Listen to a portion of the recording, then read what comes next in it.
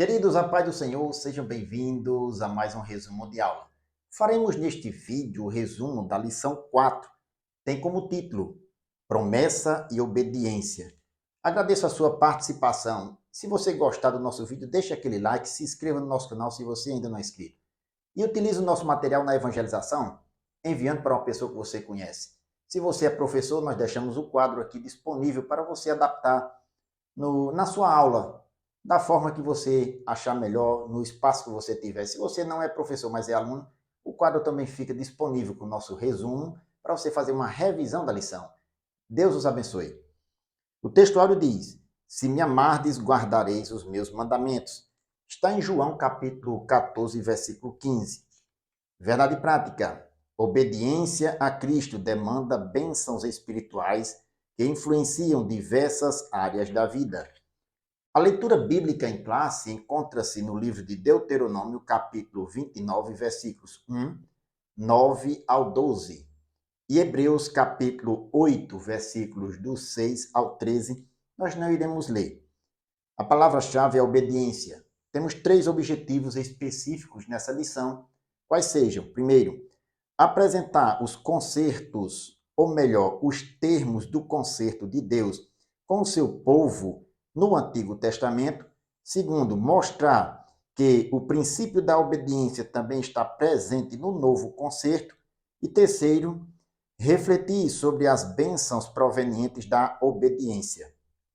Queridos, a relação entre promessa e obediência é o tema de nossa lição. E nós vamos ver que Deus, ele requer do seu povo a obediência. É um princípio bíblico requerido pelo Senhor para desfrutarmos promessas específicas de Deus neste mundo. Iremos para o nosso esquema resumo. Lembrando, ele fica disponível no final do nosso vídeo. O primeiro ponto, a obediência no Antigo Testamento. O número 1, o concerto de Horebe. Horebe também é conhecido como o concerto do Sinai. Foi lá onde Deus reafirmou as suas promessas feitas a Abraão. Lá em Gênesis capítulo 12, nós já vimos isso na lição anterior, ou melhor, na segunda lição, a lição que nós estudamos sobre a promessa de Deus feita a Israel. Deus reafirmou suas promessas a Abraão lá no Monte Horebe e requeria do seu povo a obediência à sua lei, quando ele entregou a lei a Moisés. Em Êxodo capítulo 19, versículos 5 e 6, onde nosso comentarista cita, diz: se diligentemente ouvirdes a minha voz e guardardes o meu concerto, então sereis minha propriedade peculiar dentre todos os povos, porque toda a terra é minha. Veja, além de ouvir a voz do Senhor, deveriam guardar os seus mandamentos, o seu povo. Isto era uma santa obediência. Ainda no versículo 6, o texto continua dizendo que Deus promete, dentre o povo, separar aquela nação como reino sacerdotal, um povo santo, requerido pelo Senhor, em obediência à sua palavra. Desta forma, a obediência aos mandamentos do Senhor é requerido para vivenciar as promessas. O número 2, o concerto nas campinas de Moabe. Em Moabe, quando o povo peregrinou pelo deserto, toda aquela geração tinha se passado, uma nova geração agora estava à entrada da terra da promessa para possuí-la. Deus renova o seu pacto com o seu povo através de Moisés. Lá em Deuteronômio, do capítulo 4 ao capítulo 26, está a renovação ou a rememoração das promessas de Deus, o pacto que Deus fez com o povo. E Moisés agora estava lembrando o povo que ele tinha uma aliança com o Senhor. No capítulo 29, versículo 1, está citado na nossa lição, diz o texto: estas são as palavras do concerto que o Senhor ordenou a Moisés na terra de Moabe, que fizesse com que, ou melhor, que fizesse com os filhos de Israel, além do concerto que fizera com eles em Horebe. Em Horebe foi o concerto inicial que Deus deu através da lei, e agora Moisés estava mostrando para aquela nova geração, antes de entrar na terra prometida, que Deus tinha feito um concerto com seus pais e com eles especificamente. E este concerto, ou melhor, este concerto estava firmado nas promessas de bênçãos e maldições. Bênção para a obediência do povo à lei do Senhor, ao concerto do Senhor, e maldição para a desobediência. Diz o comentarista, tudo nesse concerto dependia da fidelidade do povo de Israel aos mandamentos divinos. O número 3, as promessas provenientes da obediência. No concerto que Deus fez com o povo de Israel nas campinas de Moabe, estão proferidas bênçãos em decorrência da obediência do povo aos mandamentos de Deus. As bênçãos foram proferidas no Monte Gerizim, capítulo 28 do livro de Deuteronômio. Um pouco antes, no final do capítulo 27, estão proferidas também as maldições provenientes da desobediência do povo em cumprir com os mandamentos de Deus. A obediência tinha uma relação direta no cumprimento da promessa na vida do povo de Israel. Assim, no concerto de Deus com Israel, observamos o cumprimento das promessas a partir da obediência do povo. O segundo ponto, a obediência no Novo Testamento. O número 1, o novo concerto. Os aspectos do antigo concerto estão demonstrados em Hebreus capítulo 8, como tendo uma relação direta com o ministério perfeito de nosso Senhor Jesus Cristo. Nele, o escritor aos Hebreus demonstra que a obediência à lei e o sistema de sacrifício não era mais um aspecto principal da obediência no antigo pacto. No novo pacto, esta lei e esta fé estava interiorizada no coração da pessoa. Um novo pacto estava no interior da pessoa, isto é, no seu coração. E já estava profetizado também no Antigo Testamento esta nova aliança.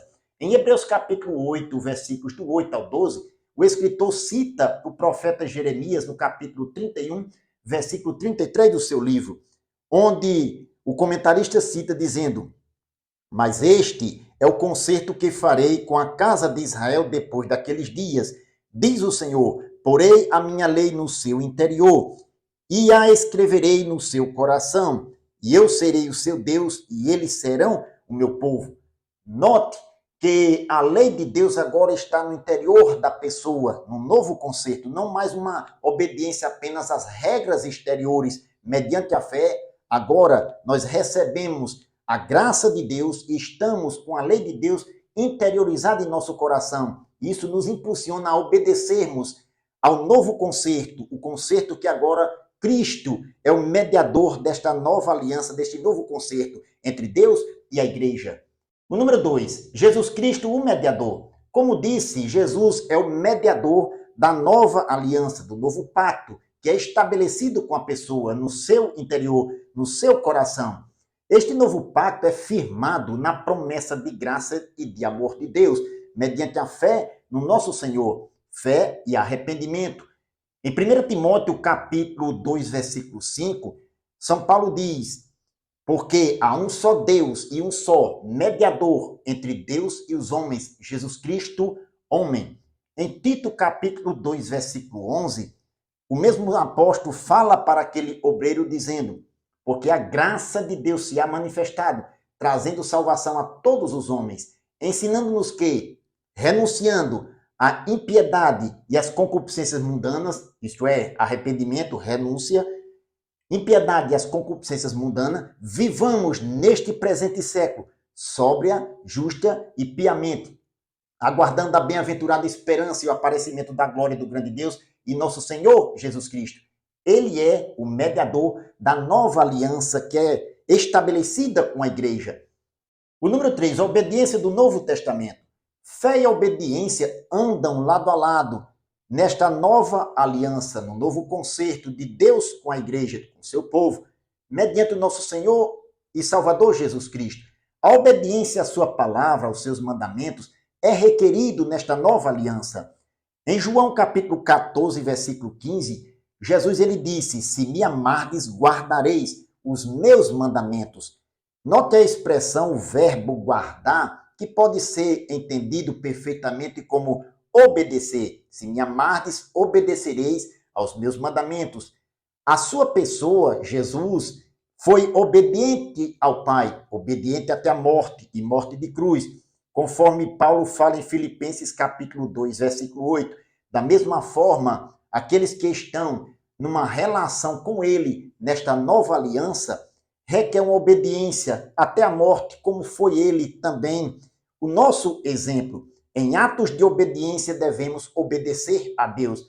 Paulo disse isso em Atos capítulo 26, versículo 19, dando testemunho para o rei Agripa, que não foi desobediente à chamada divina. Da mesma forma, temos que obedecer à nossa chamada, se fomos chamados pelo Senhor e participamos, somos o povo desta nova aliança, desse novo pacto de Deus com o seu povo, com a igreja, mediante Jesus, o nosso Salvador, temos que obedecer à chamada de Deus em nossa vida. Assim, o Novo Testamento mostra Jesus como a nova aliança, cumprindo a promessa de salvação a todos que respondem com arrependimento e fé. Bendito seja o nome do Senhor. O terceiro ponto, bênçãos provenientes da obediência a Cristo. No novo concerto de Deus com a sua igreja, vemos as bênçãos do Senhor como promessas para o seu povo. Algumas delas aqui estão pontuadas como bênçãos espirituais, justiça e paz e alegria no Espírito Santo. O número 1, bênçãos espirituais. É mediante o Espírito Santo que ele rege a vida de todo aquele que acredita nas promessas de Deus e recebe a Jesus Cristo como Senhor e Salvador de sua vida. O Espírito é quem é a garantia das bênçãos espirituais de Deus na vida do seu povo. Em 2 Coríntios capítulo 3, versículos do 1 ao 6, o apóstolo São Paulo ensina a igreja dizendo: porventura começamos nós a louvar-nos a nós mesmos? Ou necessitamos, como alguns, de carta de recomendação para vós ou de recomendação de vós? Vós sois a nossa carta, escrita em nossos corações, conhecida e lida por todos os homens, e manifesto é que vós sois a carta de Cristo, ministrada por nós e escrita, não com tinta, mas com o Espírito do Deus vivo, não em tábuas de pedras, mas nas tábuas de carne do coração. E é por Cristo que temos tal confiança em Deus. Não que sejamos capazes por nós de pensar alguma coisa como que de nós mesmos, mas a nossa capacidade vem de Deus, o qual também nos fez capazes de sermos ministros de um novo testamento, não da letra, mas do Espírito, porque a letra mata e o Espírito é quem vivifica, é o Espírito quem vivifica. Paulo está aqui demonstrando que não é mais na antiga aliança, na letra da lei, mas a lei é colocada pelo Espírito no coração daquele que acredita no Senhor. A nova vida é transformada pelo Espírito. E é Deus, através do Espírito, que coloca a lei no coração. E nós, aceitando a Cristo como Salvador, recebemos o Espírito Santo em nossa vida. E Ele é quem nos rege, nos guia para obedecermos a lei do Senhor, a sua palavra. Essas bênçãos é de natureza espiritual, conforme Paulo registra em Romanos capítulo 14, versículo 17. Porque o reino de Deus não é comida nem bebida, mas justiça e paz e alegria no Espírito Santo.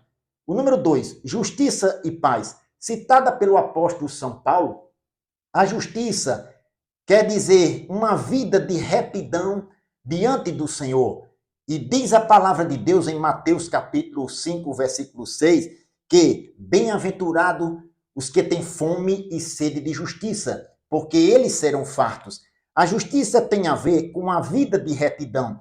E a paz é esta que o Espírito Santo concede ao coração daquele que acredita em Cristo, que recebe-o como Senhor e Salvador de sua vida, restabelecendo um relacionamento com Deus. Em Romanos capítulo 5, versículo 1, o apóstolo diz: sendo, pois, justificados pela fé, temos paz com Deus, por nosso Senhor Jesus Cristo. Esta é a paz que excede todo o entendimento. Filipenses capítulo 4, versículo 7. E a paz que Jesus prometeu que daria aos seus seguidores. Em João capítulo 14, versículo 27, ele disse: deixo-vos a paz, a minha paz vos dou, não vos la dou como o mundo a dá. Não se turbe o vosso coração, nem se atemorize. Esta não é uma paz que o mundo dá, uma paz apenas com ausência de guerra. Não, é uma paz que excede todo o entendimento, que é no interior da pessoa, dada mediante a ação do Espírito Santo na vida daquele que crê. O número 3, alegria no Espírito Santo. A alegria que vem da relação com Cristo é marca da vida de quem anda na justiça e tem paz com Cristo. A Bíblia nos ensina que esta alegria é fruto do Espírito Santo. O fruto do Espírito é um só, com várias partes. Uma delas é a alegria. A paz também é fruto do Espírito Santo. Em Gálatas capítulo 5, versículo 22, o apóstolo ensina a igreja dizendo: mas o fruto do Espírito é amor, gozo, alegria, paz. A paz que é citada aqui, que excede todo entendimento. Amor, gozo, paz, longanimidade, benignidade, bondade, fé, mansidão, temperança.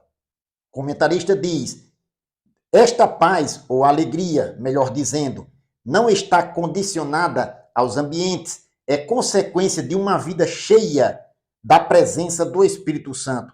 A presença do Espírito enche-nos de alegria. Desta forma, os que obedecem a Cristo vivem em santidade, justiça, regidos pelo Espírito Santo. Bendito seja o nome do Senhor.